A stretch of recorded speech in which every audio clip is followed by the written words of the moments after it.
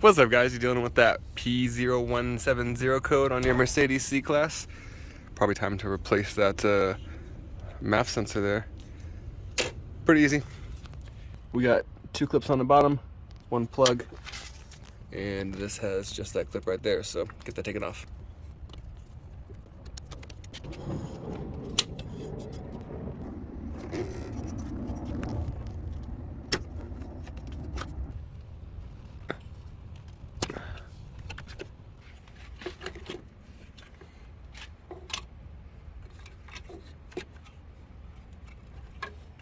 Because it's coated in oil.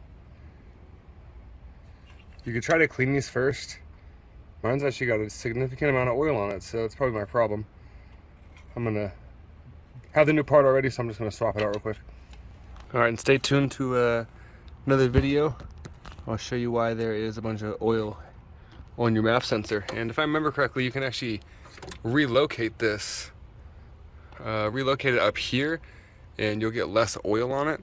But either way, we're just going to put it back in the stock location. Link in the description below for the part, guys. A couple options for you. Check it out. Make sure that's in a good spot for you to enter with your screwdriver there. This is one of the easiest jobs, guys. This part can be a little pricey. It can be a little cheap. You pick which brand you want to go with.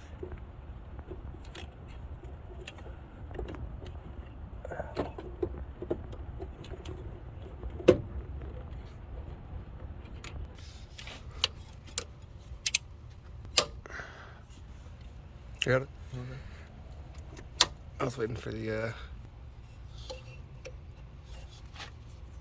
and that's how you replace the mass airflow sensor on a Mercedes C-Class with the supercharger, C230 compressor.